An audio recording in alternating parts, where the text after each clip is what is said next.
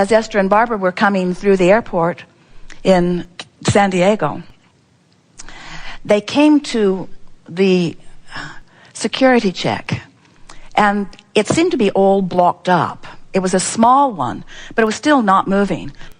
They were in the flyby lane at Southwest, and so they just sort of sailed by a lot of people. But then they came to the place, and the man took Barbara's and let her through, and then went like this to Esther. And Esther said, "Oh no, you have to let me go with her, because she has to help me with my stuff." Because Esther has 14 things in her carry-on bag that all have to be taken out and inspected carefully because they are dangerous things. Then Barbara said to him, "Oh, please let me go without her."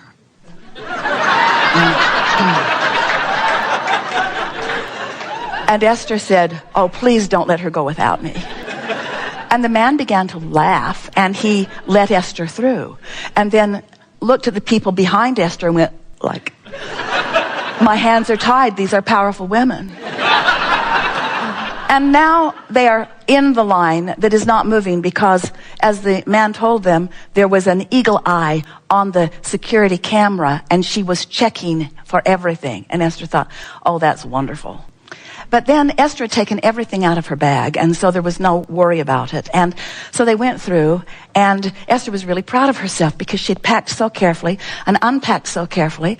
And so she sailed right through, but then Barbara's bag had to go back for a check because there was a bottle of water in it. And Esther is laughing because Barbara is the one who is counseling her on how to fly, and she has a bottle of water, a forbidden bottle of water, because everyone knows how dangerous water can be. And so Esther is laughing because Barbara has been caught with her water, and Barbara is laughing because Barbara has been caught with her water. And the man offers to let them step outside and drink it as if it mattered. You can go back and start again if this water matters to you. And now they're all laughing. And then he takes her bag back through, runs it through again. And when he came back with the bag, Barbara is sitting at a table, putting her shoes on. And the man walked to another table. And Barbara said, "Wrong table." And he said, "No, you're at the wrong table." And Barbara said, "No, you're at the wrong table." And he said, "No, you're at the wrong table." And then he went to the table where Barbara was, and now they're all laughing. And then he took the bag back through, ran it through again, and told her he needed to check it one more time. And both Barbara and Esther looked at him in surprise and amazement, and he said, "Gotcha."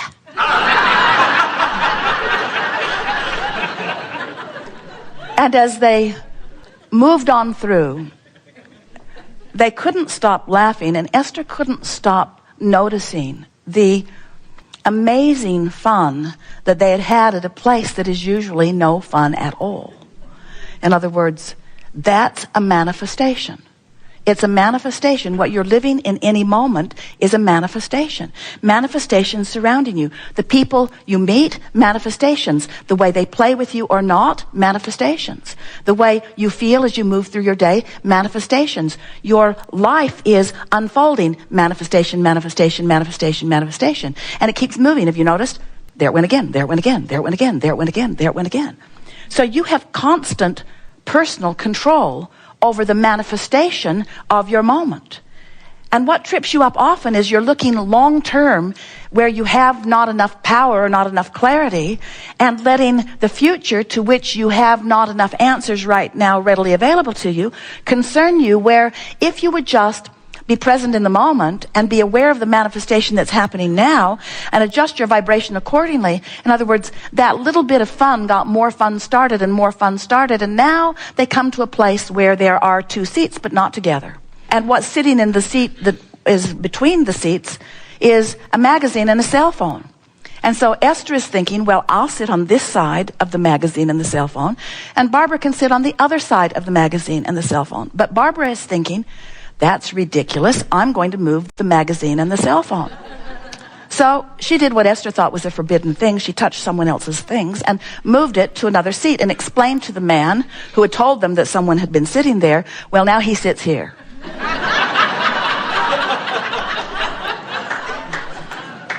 And then a great, big, gruff-looking man comes walking across from Starbucks, and Esther thinks, I'm going to the bathroom. I don't want any part of this. And as he comes to his telephone, which has clearly been moved, Barbara said, we moved you. And he said, you were so gentle, I didn't even feel it.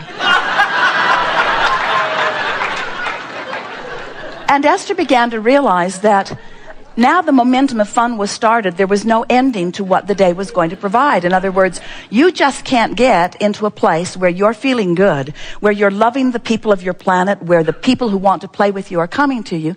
You just can't get on that sort of vibrational roll without acknowledging these are manifestations. And what we want to call your attention to is that the most significant manifestation of all. Have you been listening to us for a while? Some of you have for a very long while. And have you heard us say, yes, you've heard us say on endless occasions, because we say it every time we get together with you. We say it several times every opportunity we have. Everything that everyone wants or ever has wanted or ever will want is because they believe they will feel better in the having of it. They believe they will have a good feeling emotional response in the receiving of this other thing that they think they want. And what we want to convince you of is that what you want is the emotion. What you want is the good feeling. The other stuff's just the justification that you give for having it. In other words, I want prosperity because I will feel better, and I want a lover because I will feel better, and I want this because I will feel better. I want everything that I want because I believe I will feel better in the having of it, and I believe I will not feel good in the absence of it. But it is the emotion that is the primary manifestation. Hear that. Your emotion is your primary manifestation. And if you can hear that, if you can leave with that today, if you can know it in the way we know it, then you will have control of the only manifestation that matters, which is the way you feel. And when you get control of that one, you've got control of every other manifestation. You've got control of financial manifestations, of physical manifestations, of relationship manifestations, of worldwide manifestations, of weather manifestations. You have control of every other manifestation if you deal with the only manifestation that matters, which is, how am I manifesting in this moment? Which means, oh, hear this. It's the first time we've said it this well. Oh, we forgot. No, we didn't forget. How much of me am I allowing to manifest here and now? How much of me is playing with you now? How much of me are you getting? Are you getting the pinched off version because I'm choosing something that bothered me last night and that I worried about? Am I choosing something that only allows a little bit of the manifestation of me to be here so you get the raw, ragged edged, on-retoed version of me? Is that the manifestation that you're getting of me? Or are you getting the full-blown, tuned in, tapped in, turned on, source energy manifestation of me? That's the manifestation. You are the creator of you. You are the creator of you in your moment, you in your conversations, you with the security guard, you with the strangers, you with your friends, you with your lovers. You are the creator of you. You are the creator of you. You are the creator of your manifestations, moment by moment by moment by moment by moment, and you've got control of that. So something happens that gets your attention, and because it has your attention, and it doesn't have the attention of your source. Did you get that?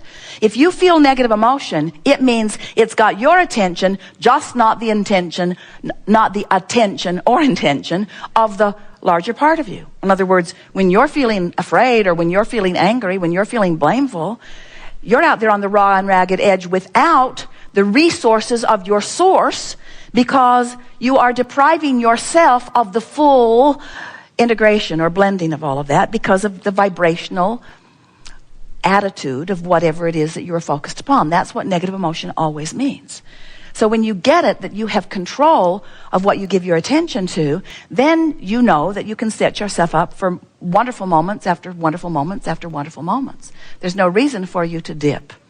But if you believe that your happiness is dependent upon controlling some circumstances that you can't control, so you let the unpleasant circumstances be the reason for your focus, just because you are letting unpleasant circumstances be the reason for your focus doesn't mean that the source within you is letting it, we started to say is dumb enough, but that would be unkind, to let it be the subject of their focus. In other words, when you focus on something that doesn't feel good, it means you've focused yourself apart or away from in resistance to who you really are. And that, in fact, is the sum total, complete, entire reason for any negative emotion that you feel. You think it's because of the subject of your focus. You think that's why you feel bad. If that would change, I will feel better. That isn't true at all. The reason that you feel bad is because you're using something as your excuse to not allow yourself the blending that must be there in order to feel good. So the primary manifestation that you must look for, if you care about the way you feel, and we know you do, is the manifestation of your orientation with your inner being. In other words, your inner being is who you are. So here's how it works. You were source energy before you came into this physical body. And a part of you came into this personality that you know as you, but the larger part of you remains non-physically focused. It's a fact. Accept it. So here you are, exploring life experience, knowing what you don't want, knowing what you do want, and coming to constant conclusions about what would be better. So you shoot off these vibrational rockets of desire, whether you ever say, I want that, or I would like that, or I prefer that. And of course you say that a lot. But even when you don't say it, your preferences are duly noted by source energy, because that expanding preference moves into what we are calling your vortex of creation. It's just a vibrational version that is the predecessor to all of your wonderful manifestations. And the source within you, who holds no resistance, who understands everything that you want, becomes the vibrational equivalent of it in the moment that you give birth to it. That's why we say step 1 is you sift and sort and ask, and step 2 is source answers. Source literally becomes what you are asking for. But there's another step, and it's really the basis of the body of work that we have been doing with you through these years. And that is, you must find a way to become a vibrational match to not just what you're asking for, but to who you have become because of what life has caused you to ask for. You can't become it vibrationally and not go without feeling bad. So every bit of negative emotion that you have, every bit of it, whether it's negative emotion or whether it's a manifestation that is negative, that is even bigger than the emotion itself, everything that you would call unwanted experience, from emotion right out to whatever the manifestation is always the same thing. It is an expansion that you have not yet completely allowed yourself to experience fully. And when you get that, and when you understand further that all you're reaching for in terms of manifestation, have we won you over with our clever knowledge that the manifestation that you want really is the emotion? So someone said to us one day, Abraham, my body hurts me. How can I feel good when I am in pain? And we said, because you have to separate the physical manifestation from the emotional manifestation. We said you have to separate what has manifested so far from what's in the vortex. You have to separate the emotion from what you are calling reality, because there's another vibrational reality that you have not fully embraced. And when you do, your emotion will be one of ease. We knew that she could leave her fear behind this red hot minute, while it was unlikely that she would leave her physical discomfort behind this red hot minute. So we were saying to her, you have a choice. You can have pain in your body and feel hopeful or knowing, or you can have pain in your body and feel fear. But let the manifestation that you're reaching for be the improvement of fear to hope rather than in the improvement of pain to no pain. Can you hear that? Because you can't control pain to no pain fast enough, but you can control fear to hope fast enough. You can control that. And when you get that, you've got it all. When you get that, now you are the vibrational, deliberate creator that you were born to be.